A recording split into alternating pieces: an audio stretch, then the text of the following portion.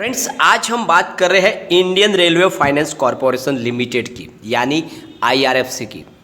Stock के अंदर आज गिरावट है और इस गिरावट के पीछे बड़ी वजह है बाजार में भी गिरावट है। करीब सेंसेक्स में 350 पॉइंट की गिरावट है और इसका नतीजा है कि स्टॉक के अंदर भी गिरावट बनी हुई है।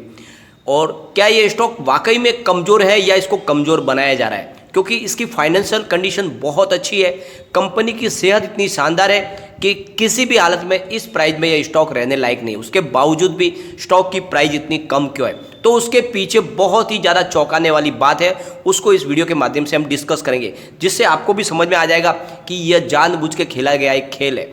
फ्रेंड्स, अगर आईआरएफसी में आप निवेश करते हो तो ये स्टॉक आने वाले समय में डेफिनेटली आपको मल्टी बैग रिटर्न दे सकता है। बहुत ही छोटा सा पेनी स्टॉक बना हुआ है, कौड़ियों के भाव में ये स्टॉक मिल रहा है, जबकि इसका कारोबार और इसकी प्रगति देख के लग रहा है कि स्टॉक की प्राइस अभी फिलहाल एट परसेंट भी 3 डिजिट में होनी चाहिए।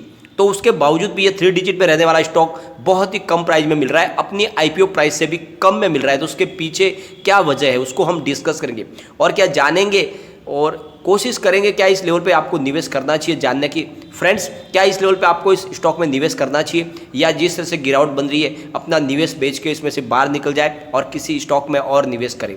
तो सारी की सारी संभावना को तलाशेंगे और जानने की कोशिश करेंगे क्या आने वाले समय का ये मल्टी बैगर स्टॉक बन सकता है, क्या ये हमारे सपने साकार कर सकता है, क्योंकि बहुत ही कम प्राइस में मिल रहा है। तो सारी की सारी संभावना तलाशेंगे। लेकिन फ्रेंड, उससे पहले अगर आप पहली बार हमारे चैनल पर आए तो चैनल को सब्सक्राइब कर दीजिए, एक बेल आइकॉन दबा दीजिए ताकि जब भी नया वीडियो बने पहला नोटिफिकेशन आपको मिले। वीडियो पसंद आए तो लाइक शेयर जरूर कीजिए।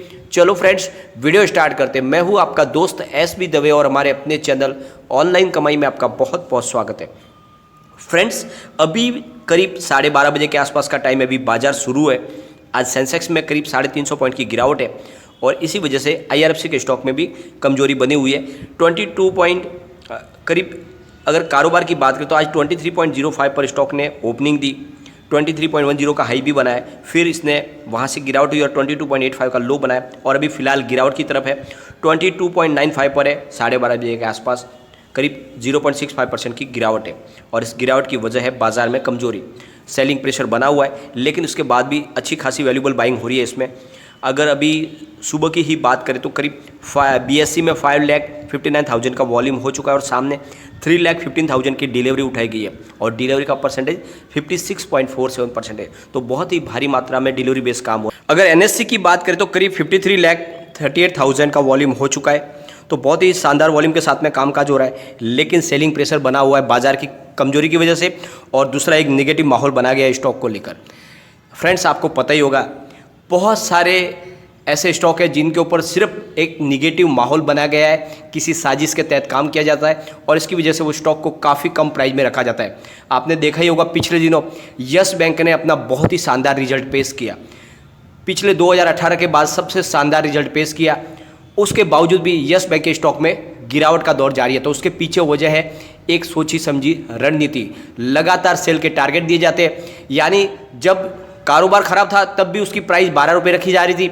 अब जब उसने अच्छा रिजल्ट पेश कर दिया है, रिजल्ट के अंदर 307% की तेजी देखने को मिल रही है, इतनी बड़ी जंप के बाद भी वही सेल के टारगेट 10 के दिए जा रहे हैं। इसका मतलब क्या होता है? ये जानबूझ के खेला जाता है खेल और रिटेल इन्वेस्टर को इसमें फंसा दिया जाता है। यही हो रहा है आईआरएफसी में। आईआरएफसी में उनकी मंशा साफ नहीं है, उनको अपना फ़ायदा देखना है, इसीलिए रिटेल इन्वेस्टर को इससे दूर किया जा रहा है, उनको डराया जा रहा है कि इस स्टॉक से आप दूर रहे। वाकई में ये स्टॉक तो काफ़ी अच्छा है, लेकिन आपको ऐसा डरा दिया गया है कि इसमें माहौल निगेटिव बना के इसमें आप कहीं खरीदारी न कर ले, क्योंकि ये स्टॉक आने वाले समय का डेफिनेटली एक मल्टी बैगर स्टॉक है, क्योंकि इसकी सेहत बहुत अच्छी है, जिसको हम आगे डिस्कस करेंगे। एक बार इसके वॉल्यूम को एनालिस कर लेते हैं। पिछले 1 महीने पहले इसका 2 करोड़ का वॉल्यूम था, एक सप्ताह पहले 92 लाख का वॉल्यूम था और कल इसका 98 लाख का वॉल्यूम था। अभी सुबह के टाइम में 58 लाख का वॉल्यूम हो चुका है। तो अच्छे वॉल्यूम के साथ में कामकाज हो रहा है। परफॉर्मेंस इसकी इतनी अच्छी नहीं है। पिछले 1 साल में इसने 10.60% का ही पॉजिटिव रिटर्न दिया। तो आपको पता ही होगा स्टॉक तो ऑलरेडी अभी भी आईपीओ प्राइस से नीचे है, 14.04% वापस ऊपर से नीचे भी आ चुका है और पिछले 1 महीने के हिसाब से देखें तो -7.27% का इसने निगेटिव रिटर्न दिया है, जबकि इस दौरान निफ्टी 50 ने मात्र 1.39% का ही निगेटिव रिटर्न दिया है। तो काफ़ी अंडर परफॉर्म स्टॉक है। यह स्टॉक काफ़ी अच्छा लग रहा है एंट्री करने के लिए, क्योंकि आने वाले समय जो इसकी परफॉर्मेंस उसके हिसाब से ये एफडी से अच्छा रिटर्न दे सकता है। एंट्री पॉइंट बहुत अच्छा लग रहा है क्योंकि बिल्कुल स्टॉक ओवरबॉट जोन में नहीं है, ऊपर से इसके ऊपर कोई भी रेड फ्लैग नहीं है, न एएसएम न जीएसएम किसी लिस्ट में ये शामिल नहीं है, तो इसमें आपको एंट्री करनी चाहिए या बहुत अच्छा आपको रिटर्न ददे सकता है। मार्च क्वार्टर की अगर बात करें तो 1.54 TCR इसका टोटल रेवेन्यू रहा है, जो 117.79% ज़्यादा है ईयर ऑन ईयर बेसिस पे। इनकी नेट इनकम 1.48 TCR रही है, जो 126.46% ज़्यादा है ईयर ऑन ईयर बेसिस पे। और इनका डाइल्यूटेड EPS 1.23 रहा है, जो 98.39% ज़्यादा है ईयर ऑन ईयर बेसिस पे। और इनकी नेट प्रॉफिट ऑफ मार्जिन 96.49% रही है, जो 3.99% ज़्यादा है ईयर ऑन ईयर बेसिस पे। तो लगातार इनके कारोबार में वृद्धि हो रही है, उससे एक बात समझ में आ रही है कि स्टॉक आगे जाके बहुत ज़्यादा शानदार कमाल कर सकता है। अगर इसके पी रेशियो की बात करें तो 6.84 है, जबकि इसके सेक्टर का पी 25.68 है। पीबी रेशियो 0.97 है और इसका सेक्टर का पीबी 2.26 है। 4.13% का इसने डिविडेंड दिया है, जबकि इसके सेक्टर का डिविडेंड मात्र 0.56% ही आता है, तो उससे बहुत ज़्यादा डिविडेंड दिया है, ये अच्छी बात है। तो करीब ₹1 का डिविडेंड बन रहा है इस स्टॉक के ऊपर। और फ्रेंड्स, तेज़ी का जो राज छुपा है कि आने वाले में स्टॉक क्यों दमदार बन सकता है, उसके राज छुपा है फाइनेंशियल ट्रेंड के अंदर।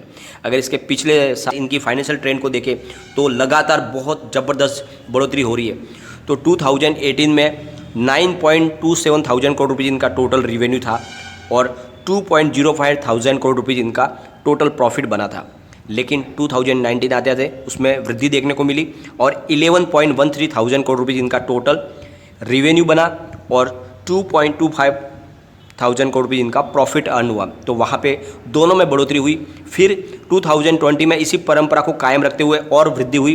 13.84 थाउजेंड करोड़ रुपये इनका टोटल रेवेन्यू अर्न हुआ और 3.69 थाउजेंड करोड़ रुपये इन्होंने प्रॉफिट बनाया। और फिर 2021 में और आगे इसकी गाड़ी तेज हुई और 15.77 थाउजेंड करोड़ रुपये इनका टोटल रेवेन्यू अर्न हुआ और 4.42 थाउजेंड करोड़ रुपये इन्होंने प्रॉफिट दर्ज किया। तो आप 2018 से देख लो, 2021 आ गया, लगातार इनका फाइनेंशियल ट्रेंड बढ़ते जा रहा है, कारोबार लगातार बढ़ रहा है, रेवेन्यू और प्रॉफिट में बहुत अच्छी बढ़ोतरी हो रही है। तो इससे एक बात समझ में आ रही है, यह स्टॉक इस प्राइस में रहने लायक नहीं है, बहुत ही जल्द इसकी शानदार प्राइस बढ़ेगी। यह स्टॉक डेफिनेटली बहुत जल्द 3 डिजिट में जाएगा। जैसे ये दौड़ने लगेगा तो ये स्टॉक 1 साल के अंदर ही आपको 3 डिजिट में जाता हुआ दिखाई देगा। और अगर आप 5 से 10 साल का नजरिया इसमें रखोगे तो ये स्टॉक आपको बहुत ही जल्द 500 की रेंज में जाता हुआ दिखाई देगा, क्योंकि कंपनी के पास ऑर्डर बुक बहुत मजबूत है। और करीब इन्होंने Q4 में 126% का रिकॉर्ड इनकम के अंदर बढ़ोतरी दर्ज की है। करीब 1482.5 करोड़ रुपीज़ का इनका Q4 का जो इनकम रही है उसमें 126% की बढ़त देखने को मिली है। तो बहुत ही शानदार इनका रिजल्ट हो रहा है। साथ में कंपनी लगातार अपने कारोबार को बढ़ाने के लिए फंड रेजिंग भी कर रही है। तो उन्होंने 3000 करोड़ रुपीज़ का फंड रेज किया है 10 ईयर्स के NCDs के माध्यम से। तो लगातार उनकी तरफ से कोशिश की जा रही है अपने कारोबार को बढ़ाने की, और उन्होंने डिसाइड किया कि आने वाले 1 साल में वो 1 लाख करोड़ रुपये तक का फंड रेज करने जा रहे हैं। उसकी वजह से इनके कारोबार में बहुत ज़्यादा वृद्धि होने वाली है। जो इनका बिजनेस है वो बहुत ही यूनिक है। फ्रेंड्स, कंपनी रेलवे को फाइनेंस प्रोवाइड करती है, तो इंडियन रेलवे पूरी तरह से इंडियन गवर्नमेंट की ही संपत्ति है। वहाँ पे बिल्कुल इनका NPA होने की संभावना बहुत कम है। तो ये विदेशों से और इंडिया के बड़े फंड हाउस से फंड रेज करके उसको रेलवे को प्रोवाइड करते हैं। साथ पे इंफ्रास्ट्रक्चर डेवलपमेंट का कामकाज कर रहे हैं। तो यहाँ से इनके प्रॉफिट में बढ़ोतरी की बहुत ज़्यादा संभावना है, गिरावट की संभावना बहुत कम है। तो ऐसा स्टॉक काफ़ी कम मिलते हैं जो आगे कमाल कर सकते हैं। और सबसे अच्छी बात यह है कि अभी भी ये अपने IPO प्राइस से नीचे मिल रहा है। तो इस मौके का फ़ायदा उठाए, क्योंकि बहुत सारे लोगों ने इसका निगेटिव माहौल बना दिया है। जानबूझ के स्टॉक के साथ में खेल खेला जा रहा है और इस स्टॉक को कमज़ोर बताया जा रहा है, जबकि स्टॉक की फाइनेंशियल सेहत बहुत अच्छी है। यह स्टॉक कभी भी बहुत तेज़ी से दौड़ सकता है। और ऐसे स्टॉक में अगर आप इन्वेस्टमेंट करते हो तो आने वाले समय में आपका इन्वेस्टमेंट डूबने की संभावना भी बहुत कम है, क्योंकि ये बहुत ही कम प्राइस में मिल रहा है। आने वाले समय में ये आपको बहुत शानदार रिटर्न दे सकता है। फिलहाल की बात करें तो इसका टेक्निकल लेवल बेयरिश बने हुए, गिरावट का माहौल बना हुआ है, लेकिन गिरावट के माहौल का आपको फायदा उठाना चाहिए और उसमें खरीदारी कर लेनी चाहिए। स्टॉक आगे आपको बहुत अच्छा रिटर्न दे सकता है। फिलहाल इसके शॉर्ट टर्म अगर टारगेट की बात करें तो उसके पिवट लेवल को चेक कर लेते हैं। तो यहाँ से स्टॉक गिरता है 23.38 इसका फर्स्ट सपोर्ट है जो ऑलरेडी ब्रेक हुआ है। सेकंड सपोर्ट इसका 21.92 का है और थर्ड सपोर्ट इसका 20.38 का है। तो बहुत ज़्यादा गिरावट में भी ये 20 के आसपास जाने की संभावना बनती है। लेकिन स्टॉक अगर दौड़ेगा तो फर्स्ट टारगेट इसका 26.38 का है, स्टॉक अगर उससे भी आगे जाएगा तो फिर 27.92 तक जा सकता है और थर्ड टारगेट इसका 29.38 का है, यानी बहुत जल्द अगर ये दौड़ेगा तो 30 तक जा सकता है, लेकिन गिरावट में ये 20 के नीचे जाने की संभावना बहुत कम है। तो ऐसे स्टॉक में आपको निवेश करना ही चाहिए जहाँ पे गिरावट की संभावना कम हो, बढ़ने की संभावना बहुत ज़्यादा हो। और फ्रेंड्स एक बात का ध्यान रखें, बहुत सारे ऐसे स्टॉक होते हैं जो काफ़ी समय तक गिरावट के माहौल में रहते हैं, लेकिन जब दौड़ने लगते हैं तो फिर आपके हाथ में वो माल नहीं आता है। तो इस समय इसमें आपको इन्वेस्टमेंट करना चाहिए आराम से, जितना गिरे उतना आप खरीदारी करके रखें। बहुत सारे ऐसे स्टॉक है, फॉर एग्जाम्पल के लिए आप आईटीसी लो, काफ़ी समय से आईटीसी अंडर परफॉर्म स्टॉक है, परंतु इसका मतलब ये नहीं कि आईटीसी दौड़े नहीं। आईटीसी जब दौड़ेगा तो रॉकेट बन के दौड़ेगा, वो उसमें आप खरीदारी का मौका बने। सेकंड उदाहरण रिलायंस इंडस्ट्रीज का ले लीजिए, पिछले काफ़ी दिनों से अंडर परफॉर्म स्टॉक है, परंतु इसका मतलब ये नहीं कि रिलायंस इंडस्ट्रीज कमजोर है।